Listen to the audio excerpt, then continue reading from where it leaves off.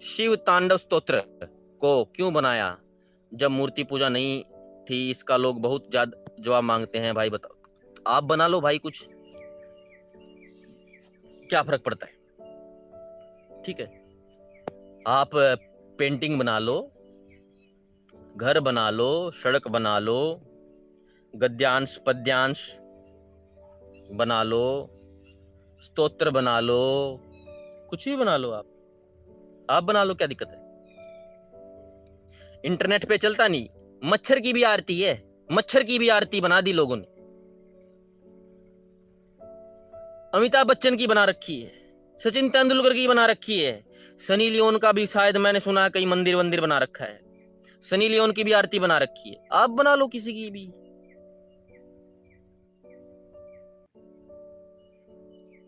ठीक, तो आप अगर मूर्ति पूजक हो, आप बना लो।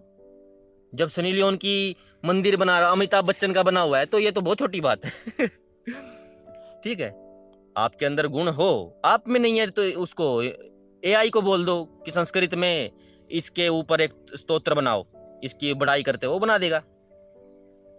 ठीक, आपको मैं मना नहीं कर रहा हूं मूर्ति पूजा से कि हम निराकारी हैं, आप साकारी हो, या फिर आप अगर नहीं भी हो तो जो भी है ये वो साकारी है, हम इस तरह भेद नहीं है। अगर ऐसे करने से काम चल तो मैं तो इतनी अच्छी तरह से कर दूंगा। सोच के देखो ना, एक मूर्ति के सामने जा करके अगर आपको सिर्फ ऐसे कुछ चढ़ा देने से, ऐसे कर देने से कुछ मिलता हो, और अगर आंख बंद करके बैठना है तो फिर आगे पीछे कुछ भी रखा हो, क्या फर्क पड़ेगा?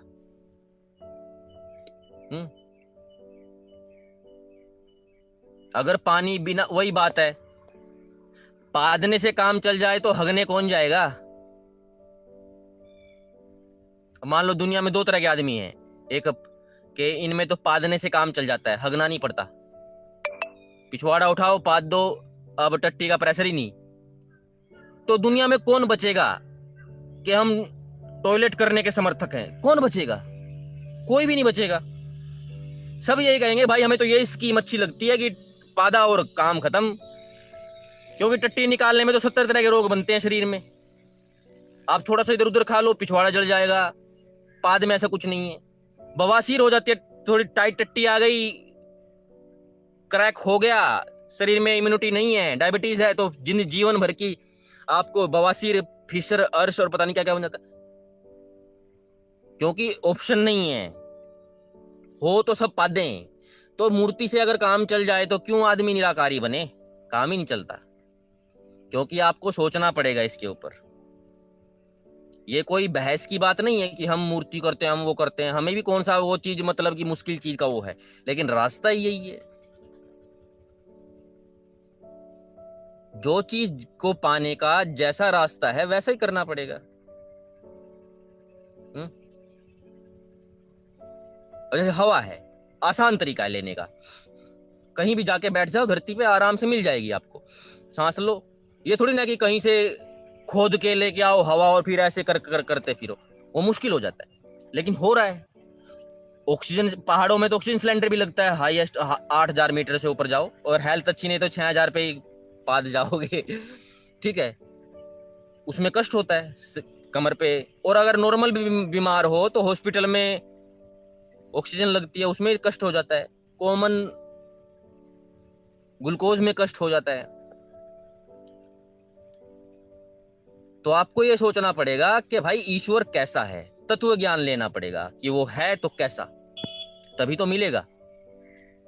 जब आपको पता ही नहीं है कौन कैसा है, आप नॉर्मल इंसान को भी लेने जाते हो कहीं बस स्टैंड से, कोई आपका रिलेटिव आया है जो आपने कभी देखा नहीं है, अब तो फोन आ गया पता चल जाता है, नहीं तो आपको पता कैसे चलेगा कौन आया है? तो जिसको ढूंढ रहे हो उसके बारे में तो जान लो। तो ढूंढते, वैदिक शास्त्र क्या कहते हैं कि वो जो है वो सर्वव्यापक है। क्योंकि मैं सर्वव्यापक नहीं हूं, इसलिए हम सब लल्लू हैं। जीवात्मा फद्दू क्यों है? हर जगह नहीं है, इसलिए हमें कहीं का भी पता नहीं है। इसलिए हाथ पैर चाहिए कुछ आगे बढ़ने के लिए, चलने के लिए, बुद्धि चाहिए सोचने के लिए, मन चाहिए मनन के लिए, पैर चाहिए चलन के लिए, ग्रेस्पिंग पावर, सूंघना, चखना, जो सर्वव्यापक है। तो ये पूछना पड़ेगा कि सर्वव्यापक है तो फिर मेरे पास भी होगा। जस्ट सोच के देखो, आप बैंक अकाउंट में जा रहे हो पैसा निकलवाने के लिए, और मैं कह दूं अरे पैसा तो सर्वव्यापक है, तो फिर आप ये कहोगे ना, सर्वव्यापक होता तो फिर मेरे घर पे ही ना होता, मैं बैंक में क्यों जाता निकलवाने के लिए, मेरे हर कमरे में होता, मेरे बाथरूम में भी होता, लेटरिन में भी होता, और पेड़ पे भी होता, तो फिर आप कभी बैंक में ना जाते। इवन जब से ये यूपीआई वाला सिस्टम आ गया है और आपको ज्यादा पैसे निकलवाने नहीं पड़ते, बस जमा हो गए, अब यूज करो उसको। अब ऐसा नहीं है कि जमा भी करवाओ और निकलवाओ भी, ऐसा नहीं है, लोग उसमें भी बैंक नहीं जाते। मैं कोई ताना नहीं दे रहा हूं कि मत बैंक में जाओ, बैंक में जाओ, आसानी है ना, नहीं जा रहे। तो ईश्वर भी आपके पास भी है, आपके पास भी है। और मैं ये नहीं कह रहा हूं कि मंदिरों में मत जाओ, हमारी धरोहर है, धरोहर और हमारा आर्किटेक्चर है, हमारे देव हैं, वो महान पुरुष हैं, उनका आल्य है, वहां पे मंदिर के में राम राम क्यों बने?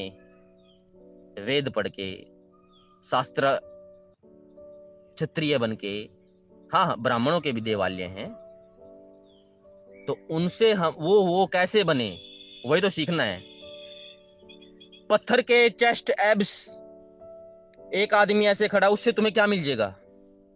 हाँ, बॉडी बनाने की प्रेरणा लेनी है तो लो, बहुत अच्छी बात है, नहीं तो तुम्हें एक पत्थर का ऐसे करके उससे क्या मिल जाएगा? वो तो आप किसी की भी फोटो लगा लो, और अक्सर सभी महाविद्वानों की फोटो रियल तो है ही नहीं किसी की, बस हमें पता है कि हमारे जैसे होंगे, तो दाढ़ी इसी किसी को बना दी, किसी की काट दी, नाक भी वैसा ही कर दिया, आईब्रो भी वैसी ही कर दी, हाँ भाई बाल लंबे थे तो बड़े बना दिए, बाइसेप्स ट्राइसेप्स चेस्ट हमारे जैसी बना दी। आपको सोचना चाहिए, ये थोड़ी ना हो सकता है कुछ भी। तो वहां पे गुरुकुल विद्यालय खोलिए और वो शिक्षा लीजिए, तब तो कुछ फायदा भी है। नहीं तो आपको अगर ईश्वर उपासना करनी तो आपको यही सोचना पड़ेगा कि भाई ईश्वर तो सर्वव्यापक है, तो शास्त्र सारे बोलते हैं, तो जहां मैं हूं वहां पे भी है। और ईश्वर को ईश्वर तो चाहिए नहीं, पैसे को पैसे थोड़े ना चाहिए, ना तो ईश्वर को ईश्वर चाहिए क्योंकि वो तो खुद ही है, और ना ये जो जड़ पदार्थ है, पेड़ पौधा प्रकृति, मतलब कि ईंट पत्थर, ये जड़ है, नॉन लिविंग, इसको तो ये इसके अंदर चेतना ही नहीं है, तो इसको भी ईश्वर नहीं चाहिए। ईश्वर किसको चाहिए? जीव आत्मा को, यानी कि हम लोगों को। तो मुझे ईश्वर चाहिए तो मैं उसको वहां ढूंढूं जहां पे वो भी हो और मैं भी हूं। बाकी मैं सिर्फ यहीं बैठा हूं, बाकी और दुनिया में मुझे कहीं भी ढूंढोगे मैं मिलूंगा नहीं आपको, पूरी धरती ढूंढ लो कहीं नहीं मिलूंगा मैं, हर जगह मिलेगा आपको। तो आपको ये सोचना है बैठ के कि यार मैं तो, क्योंकि एक शाब्दिक चीज भी जो होती है ना, आप कहीं गए हो बाइक पे बैठ के और आपने किसी को कह दिया कि चल मैं, मतलब होता है फैमिली में कि भाई कहीं आपको बस स्टैंड पे, रेलवे स्टेशन पे, एयरपोर्ट पे छोड़ के आना है, तो आप भाषा में ये बोलते हो कि मैं उसको छोड़ के आ गया। कभी आप ऐसा बोलते हो कि मैं खुद को छोड़ के आ जाऊंगा? कई बार होता है कि आप के घर में आपकी बाइक है, आपको कहीं जाना है 2-4 दिन के लिए, तो घर में बाइक पीछे चाहिएगी, तो आपके साथ कोई और जाता है ताकि आपको छोड़ के बाइक ले आए और खुद भी आ जाए। क्या ऐसा हो सकता है कि आप जाओ और कह दो कि मैं बाइक में ही ले आऊंगा? भाई तू तो 2 दिन के लिए जाएगा, घर में बाइक तो चाहिएगी। नहीं, मैं अपने आप को छोड़ के बाइक भी छोड़ जाऊंगा, ऐसा कह सकते हो कि अपने आप को छोड़ के आ जाऊंगा मैं? कि मैं रेलवे स्टेशन पे गया, हाँ मैं रेलवे स्टेशन, अरे बाइक तो घर पे ले जानी है, बाइक पे बैठ के फिर घर आ गए कि मैं बाइक छोड़ दी मैंने बाइक, फिर जाएगा कैसे? ओह फिर से बाइक लेके जाता हूँ, ऐसे तो लल्लू बन जाओगे। ये मैं कॉमन समझाने की बात है, तो सबको पता है बात नॉर्मल है, कौन ऐसे करता है? क्योंकि मैं तो अपने साथ ही रहूंगा हमेशा, अपने आप को छोड़ के नहीं आ सकता। तो मैं जहां भी हूं तो मैं वही हूं जहां मैं हूं, ये बात बड़ी ही अजीब सी लगेगी आपको, लेकिन ये बात आपको समझनी पड़ेगी कि मैं जहां भी हूं मैं बस वही हूं जहां मैं हूं। ठीक है, और कहीं भी हूं वहां ईश्वर है। ऐसा हो सकता है कि मैं हर जगह नहीं हूं, वो तो रियल बात है कि जहां मैं हूं वहां को छोड़ करके उसके अलावा मैं और कहीं भी नहीं हूं। जैसे मैं अभी खेत में हूं, इसके अलावा मैं और कहीं नहीं हूं। 1 इंच इधर भी मैं नहीं हूं, यहां पर भी मैं नहीं हूं, इसके अधर तो कहीं हुई नहीं मैं। लेकिन जहां पर भी मैं होऊंगा, चल के जा सकता हूं, वहां ईश्वर जरूर है। तो इस संसार में बहुत सारी जगह ऐसी है जहां पे खाली ईश्वर ईश्वर है और कुछ भी नहीं है। यानी कि और का मतलब आपसे मतलब है, उपासना की बात हो रही है। तो यहां पे ईश्वर है, यहां पे भी ईश्वर है, आपके पास भी ईश्वर है, ऊपर गैलेक्सियों में ईश्वर है, नीचे ईश्वर है, दाएं ईश्वर है। तो मुझे ये पूछना पड़ेगा कि क्या उधर भी मैं हूं? नहीं। उधर क्या है? उधर मूर्ति है, पत्थर है। अच्छा, तो वहां 2 चीज है, ईश्वर व्यापक और एक मूर्ति। मूर्ति को तो ईश्वर चाहिए नहीं, वो पत्थर है, वो तो जड़ पदार्थ है। ईश्वर को भी ईश्वर चाहिए नहीं, वो तो खुद ही है। क्या मैं भी उधर हूं? मूर्ति, मैं, ईश्वर तीनों हैं। तो फिर वहां तो 2 ही चीजें, एक को खुद नहीं चाहिए, एक की कोई जरूरत नहीं। मूर्ति की कोई जरूरत नहीं, ईश्वर उसको चाहिए ही नहीं, ईश्वर को खुद नहीं चाहिए। तो तीसरा तीसरा है ही नहीं उधर, तुम हो ही नहीं उधर। तुम कहां? जहां तुम हो बस वहीं तुम हो। तो आपको ये देखना पड़ेगा कि भाई मैं प्राइमरी हूं, उपासना, उपासक हूं मैं, उपासक, और मेरा उपास्य ईश्वर है। तो ईश्वर की उपासना करने में आपको क्या करना पड़ेगा? उपासक और उपास्य को मिलाना पड़ेगा, यानी कि जीव और ईश्वर को। वो कहां मिलेंगे? हमेशा से मिले हुए। वेद कहता है कि ईश्वर की और आपकी ज्ञान की दूरी है, स्पेस टाइम की नहीं है। यानी कि ईश्वर आपसे उम्र में बड़ा नहीं है, आप भी हमेशा से हो, ईश्वर भी हमेशा से। ठीक है ना? देश काल की दूरी है। ईश्वर ऐसा नहीं है कि उधर ईश्वर है यहां नहीं है, जैसे हम 2 आदमियों में डिस्टेंस होता है, ऐसे नहीं है। तो दूरी क्या है ईश्वर से? हमारी ज्ञान की दूरी, आनंद की दूरी, बस। तो हमें देखना पड़ेगा कि मैं हूं इस शरीर में, यहां पे मैं हूं, तो वहीं पे ईश्वर तो सर्वव्यापक है। तो मैं अपनी आत्मा में ही उसको ढूंढूंगा, क्योंकि मैं आत्मा हूं और मुझे ईश्वर चाहिए। तो दोनों कहां हैं? एक तो मैं खुद ही हूं, ठीक है, मैं खुद को छोड़ के नहीं आ सकता, वो बात मैं नहीं कर सकता।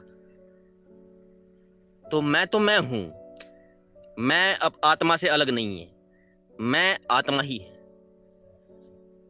और मेरे अंदर ईश्वर है। तो मैं वहीं ढूंढ लूंगा उसको, बस। इसका नाम है योग।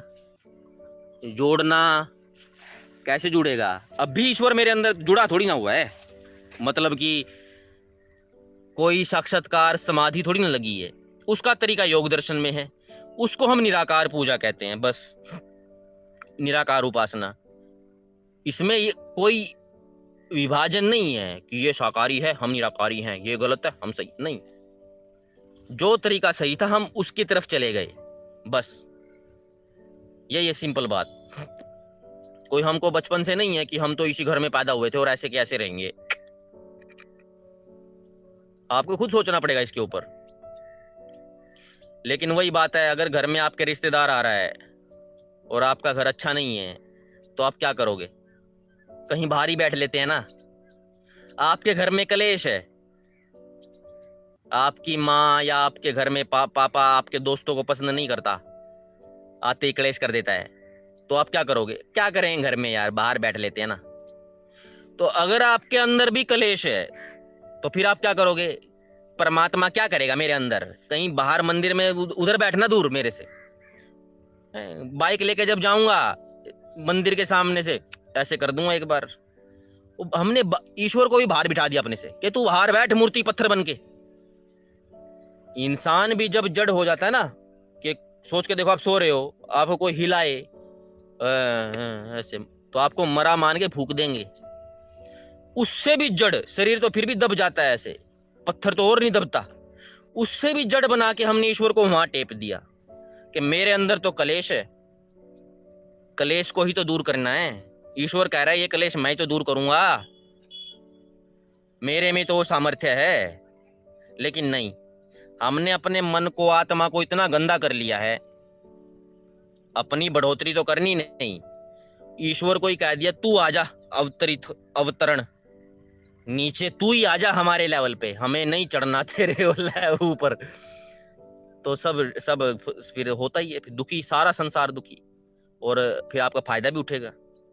फिर कोई भी आदमी, नास्तिक फद्दू आदमी, अभी वो मोटा सा आया था राधा, उसने मतलब कि वो कुछ गाड़ी वाड़ी ले आया, कुछ भी ले आया, उसका मन ही वही था, उसने देखा कि दुनिया को चूतिया बनाना, बना दिया उसने। सोच के देखो हैं, और दुनिया ने चुतिया कटवा लिया। प्रेमानंद का गुरु, एक प्रेमानंद का गुरु भाई भी है, गुरु का बेटा पता नहीं क्या, वो ऐसे फोन चला रहा था एप्पल का, लोग उसके पैरों का चरण पी रहे। चलो बच्चा तो गलती कर दे, वो 50-50, 40-40, 60-60 साल के बुड्ढे, उससे भी बड़ी उम्र वाले आदमी, मैं तूने 60 साल में क्या पाया। ये होता है मूर्ति पूजा का नुकसान। अगर अंत यात्रा की होती तो पहले अपने आत्मा रूपी घर में झाड़ू लगाते, साफ सफाई करते, इसमें आत्मा की उन्नति होती। फिर आपका खुद मन करता है कि ईश्वर मेरे पास आ। वही बात है जब आपका घर साफ सुथरा होता है ना, ये हॉस्टल की बात बता रहा हूं मैं, हम तो हॉस्टल में रहे हैं। जब इंस्पेक्शन होता था, टीचर की देखते हैं साफ सफाई, तो बेड नु चकाचक कर दे। कई बार होता था टीचर बस एक बेड देख के चला गया, फिर मन में बुरा आता, इतनी सफाई की फिर नहीं आया। तो मन ये होता था कि आज साफ सफाई किया तो टीचर देखे कि हाँ भाई इसने सफाई साफ सफाई की। तो वैसे जब अपनी अंत यात्रा योग मार्ग पे चलोगे तो अपनी अंदर की सफाई होगी, तुम्हारा खुद मन करेगा कि ईश्वर मेरे पास आए, कि देखे कि मैं कितना पवित्र हूं।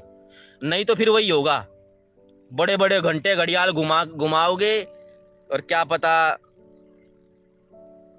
जानवर काटने का हत्था खोल रखा हो, क्या पता ऐसा रेस्टोरेंट खोल रखा हो जहां पे बकरे, मुर्गे, मीट, पत्थर, पता नहीं क्या क्या बिका हो, और क्या पता कितना धांधली करते हो अपने काम में, कितनी घूसखोरी खाते हो, घंटा पूरा बजा रखा है। ऐसी उपासना किसी काम की नहीं जो ईश्वर को बाहर बिठा दे। अंदर बिठाओगे तो गलतियां निकलेंगी, ईश्वर तो बैठा अंदर से गलतियां निकालेगा, और वो गलतियां अंत प्रेरणा से होंगी। तुम्हें खुद ही महसूस होने लग जाएगा कि ये भी गलत कर रहा हूं मैं, ऐसा भी गलत कर रहा हूं मैं, ये भी थोड़ा सा गलत हो रहा है मुझसे। और इसी को बोलते हैं आत्मज्ञान, क्या मुझे हो रहा है ज्ञान, पता चल रहा है कि ये भी मैं गलत कर रहा था, ऐसा भी गलत कर रहा था, ऐसा भी गलत कर रहा था। लेकिन अगर बाहर ही बिठा के रखोगे ईश्वर से तो अंदर और कूड़ा बनता रहेगा। सोच के देखो, तुम्हारे हॉस्टल में कभी टीचर इंस्पेक्शन करने आता ही नहीं, तो फिर तुम्हारा गद्दा कहीं और, तकिया कहीं और, तुम कहीं और ऐसा होता है, हम भी हॉस्टल में ऐसे किया। तो फिर वही होगा, तुम्हारी आत्मा कहीं और, बुद्धि कहीं और, चित्त कहीं और, मन कहीं और सब पाप में संलिप्त हो जाएंगे। इसलिए आप देखिए, जिसके पास भी पावर है, एक चपड़ासी से लेकर के एक बड़े मंत्री तक, जिसको भी 100 रुपए चुराने का 100 का, 1 करोड़ चुराने का 1, 10,000 करोड़ चुराने का 10,000 करोड़ का, जिसके हाथ में जितना घोटाला करने का सामर्थ्य है वो उतना कर देता है। और ये तो छोड़ दो, लोग फॉर्च्यूनर गाड़ी में बैठ करके 100 रुपए का बिल देने से कतराते हैं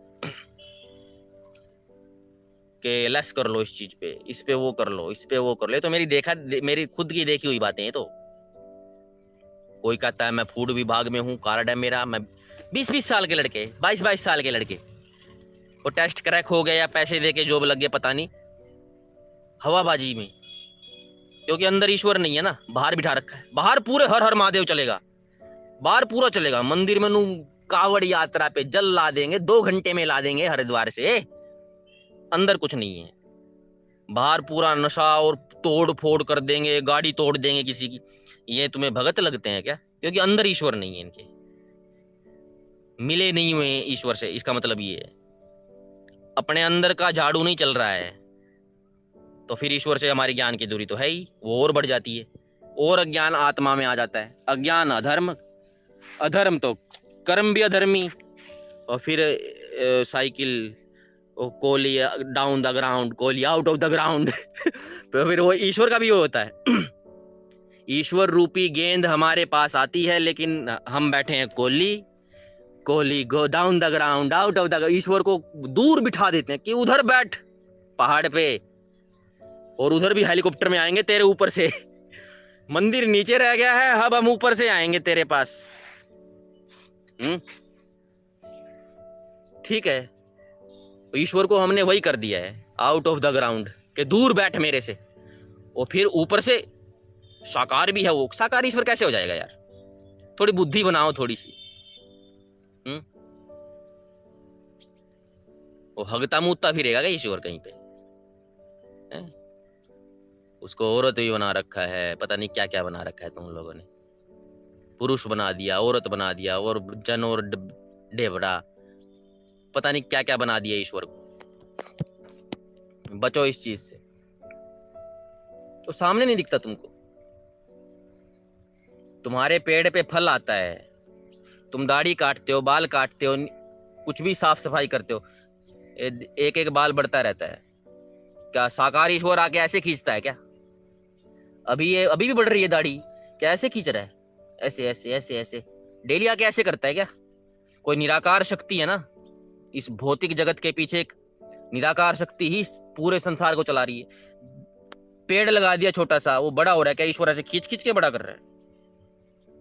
तुम 1-1.5 फुट से 5-6 फुट के हो गए, क्या ईश्वर ने ऐसे कर करके रात को ईश्वर ऐसे कर रहा था तुमको? एक निराकार शक्ति बढ़ा रही है शरीर को, ठीक है, तो नाश भी वही करेगी। सृष्टि सर्जन प्रलय धारण चलता रहता है।